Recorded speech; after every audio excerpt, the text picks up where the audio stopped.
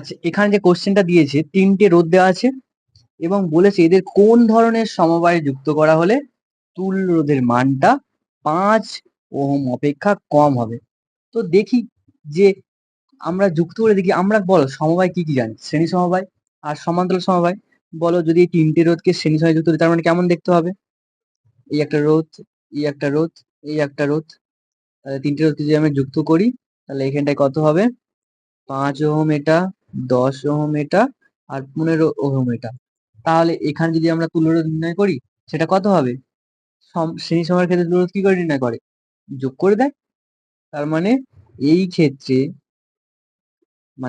বলতে শ্রেণী সমবায় ক্ষেত্রে লিখতে পারি, শ্রেণী সমবায়ের ক্ষেত্রে তুল্য রোধ কত? 5 ওহম যোগ 10 ওহম যোগ 15 ওহম, কত হচ্ছে? 15, 20, 30। আচ্ছা দেখো, এখানে তাহলে 5 ওহম অঙ্কে কম আসেনি, তার মানে এটা কিন্তু ঠিক না। ঠিক আছে? তো এটা ঠিক না মানে পরেরটা যেটা আমরা কি জানি, সমান্তরাল সমবায়, সেটাই ঠিক। তো আমাদের সেটাকে প্রমাণ করে দেখাতে হবে। ঠিক আছে? তো সমান্তরাল সমবায় যদি এটাকে আঁকি আমরা, সমান্তরাল সমবায় কেমন দেখতে? 3টে রোধের, এই একটা রোধ, অপর রোধটা হচ্ছে এইখানে আছে এরকম ভাবে, আর একটা রোধ রয়েছে ধরো এরকম ভাবে আছে। দেখো 3টে রোধের সমবায় লিখে দিলাম, কেমন? সমান্তরাল। তো এক্ষেত্রে আমাদের বের করতে হবে এই দুটো প্রান্তের মধ্যে তুল্য রোধটা বের করতে হবে। ঠিক আছে? আচ্ছা, এটা 5 ওহম দিয়ে দিই, এটা 10 ওহম আর এটা হচ্ছে 15 ওহম। ঠিক আছে? আচ্ছা, এখানে দেখো এই সমান্তরাল সমবায়ের ক্ষেত্রে ধরি আমরা তুল্য রোধ আর। ঠিক আছে? এর সূত্র কি ছিল বলতো? যদি 3টে রোধ এরকম হতো, ধরো এইরকম,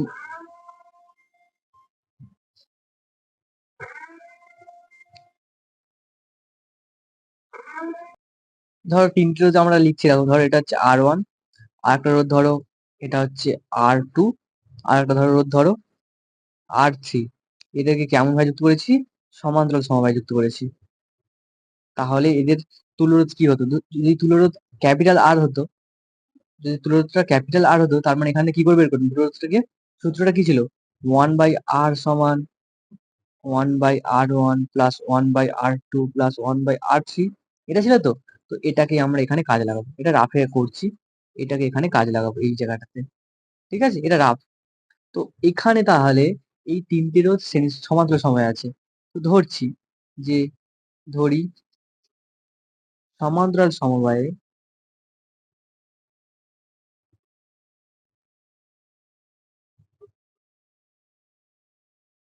তুল্য রোধ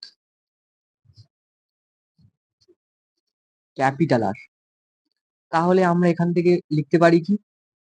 1/r সমান কি? 1/5 প্লাস 1/10 প্লাস 1/15। এখান থেকে লিখছি এটাকে। তাহলে এখানে যদি হিসেব করি কত লসাগু হবে? এখান থেকে যদি করি লসাগু করে দেখবে তোমরা, এখানে লসাগু পাবে 30। ঠিক আছে? লসাগু 30 হবে।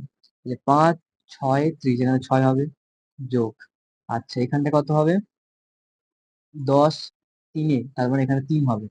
15 2, তার মানে এখানে কত পাচ্ছি উপরে? 6 3 9 10 11, 11/30।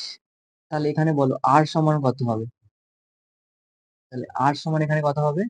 এখানে তাহলে আমরা লিখতে পারি আর ইকুয়াল টু 30/11। এটা মানে কত? এটা মানে যদি আমরা ভাগ করি 30/11, এটা কত পাবো? আচ্ছা করেই দিচ্ছি, এখানেই করে দেখি। ঠিক আছে? আচ্ছা 11 30, 11 দুগুণে 22 আর 8 পাবো নিচে। ঠিক আছে? তার মানে কত পাবো? 2 × 8/11, এত ওহম। আচ্ছা দেখো তো, এই সংখ্যাটা 5-এর চেয়ে ছোট না বড়? 5-এর চেয়ে ছোট না বড় এই সংখ্যাটা? দেখতে পাচ্ছ 5-এর চেয়ে ছোট।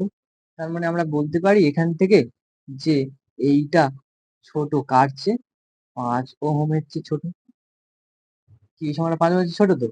অতএব আমরা বলতে পারি, তাহলে আমরা রোধগুলোকে কেমন সময়ে যুক্ত করতে হবে? কোন ধরনের সমবায় যুক্ত করব? সমান্তরাল সমবায়। অতএব রোধগুলোকে সমানগুলো সমবায় যুক্ত করতে হবে।